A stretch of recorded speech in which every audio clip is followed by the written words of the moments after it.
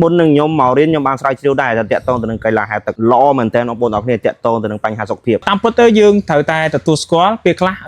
រៀងពិបាកជាងក្មេងតូចមែនការប្រើប្រាស់ដង្ហើមពិតជាសំខាន់ព្រោះខ្ញុំហែលមកផ្លែតឆាប់ឆ្លក់ឆាប់អស់ដង្ហើមជំរាបសួរបងបាទជំរាបសួរបងជួយណែនាំខ្លួនតិចបានទេខ្ញុំឈ្មោះសវ៉ែនអ្នកនរគ្នាប្រហែលជាស្គាល់ខ្ញុំតាមរយៈការធ្វើ reaction ឬក៏នៅ walk street ដំបូងខ្ញុំសួរបងស្គាល់សាលាហែលទឹក1ម៉ែត្ររបស់យើងតាមណាដែរបងតាមគ្រូបញ្ញាគ្រូបញ្ញាជំរាបសួរខ្ញុំបាទឈ្មោះម៉ាន់បញ្ញាជាគ្រូបង្រៀនហែលទឹកនៅសាលាបង្រៀនហែលទឹក1ម៉ែត្រចង់ដឹងថ្ងៃនេះបងរៀនបានប្រហែលដងហើយបងថ្ងៃហ្នឹងចូល2សប្តាហ៍2សប្តាហ៍គិតជាចំនួនដងបានដងដែរបង2ដងអូខេស្គាល់ឃើញ2ដងបងអាចហែបានខ្លួនឯងល្អមែនទែនមានអារម្មណ៍មែនទេបងពេលអាចហែខ្លួនឯងបានបែបហ្នឹងសប្បាយចិត្តមែនតើទៅខ្ញុំកូនអ្នកស្រ័យអ្នកចការពេលអញ្ចឹងទៅយើងមាន background ខ្លះដែលយើងចេះហៅដែរគាត់ហៅយើងហៅអត់ត្រូវតាមបច្ចេកទេសហើយមួយទៀតហ្នឹងគឺយើងអត់សូវចេះប្រើដង្ហើមខ្ញុំហៅឆ្លក់ទឹកអញ្ចឹងពេលបានម្នេះមកលោកគ្រូគាត់ប្រាប់តិចៗមកយើងឆាប់ចាប់បាន2ដងគាត់ចេះបានប៉ុណ្ណឹងថាលឿនទេលោកគ្រូសម្រាប់2ដងគាត់ចេះបានប៉ុណ្នេះខ្ញុំអាចហ៊ានថាគឺគាត់រៀនលឿនបាទទី1គឺគាត់យកចិត្តទុកដាក់ស្ដាប់ទី2ការគោរពពេលវេលារបស់គាត់គឺគាត់មកលឿនមានន័យថាមកបានទៀងទាត់ម៉ោងល្អតើតិចនិចមួយណាដែលបងគិតថា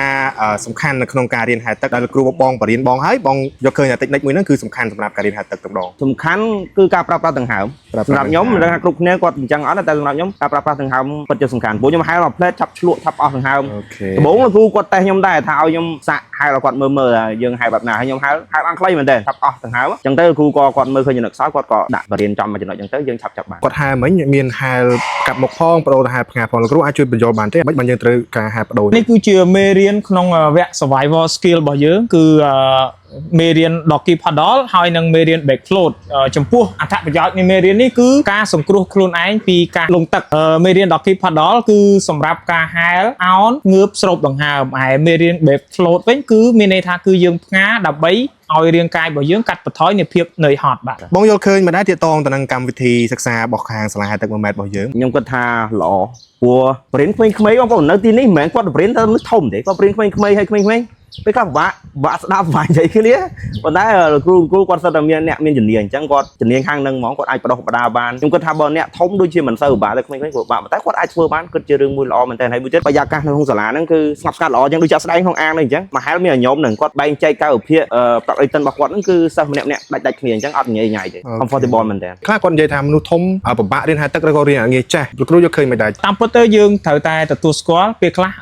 រៀនពិបាកជាងក្មេងតូចមែនក៏ប៉ុន្តែអាការខិតខំរបស់គាត់ស្ដាប់គ្រូបញ្យលនិងការធ្វើតាមរបស់គាត់ការព្យាយាមហ្នឹងធ្វើឲ្យមនុស្សធំយើងមានន័យថាពេលខ្លះក៏អាចលឿនជាងកូនក្មេងដែរបាទមុននឹងខ្ញុំមករៀនខ្ញុំបានស្រាវជ្រាវដែរតែតាក់ទងទៅនឹងកីឡាហែលទឹកល្អមែនតើបងប្អូនអរគ្នាតាក់ទងទៅនឹងបញ្ហាសុខភាពខ្ញុំទាំងអស់ហ្នឹងក៏ជាហេតុផលមួយដែលធ្វើឲ្យខ្ញុំមករៀនដែរដោយសារតែបញ្ហាសុខភាពខ្ញុំមករៀននេះដើម្បីចង់បានកាយសម្បទាមកមួយដូចជាសុខភាពល្អហ្នឹងទី1ទី2យើងសុបាយមានន័យថាយើងជួយសង្គ្រោះពេលយើងមានបញ្ហាអីចឹងណាខ្ញុំណែនាំដូចជាលើកទឹកចិត្តបងប្អូនអរគ្នាមករៀនមកកុំខ្មាស់អៀនព្រោះថាអូកន្លងមកទៅរៀងយើងមិនស្អាតពាក់អាវរឹបរៀងរឹបអីមនុស្សមកច្រើនមែនតើអត់ទេគេបែងចែកកាយវិភាគត្រឹមត្រូវហើយទីតាំងក៏ល្អអីក៏ល្អលោកគ្រូក៏គាត់យកចិត្តទុកដាក់ទៀតមិនមែនយើងហៅបង្កើតគាត់ស្ដីឲ្យអត់តែគាត់លើកទឹកចិត្តរហូតអញ្ចឹង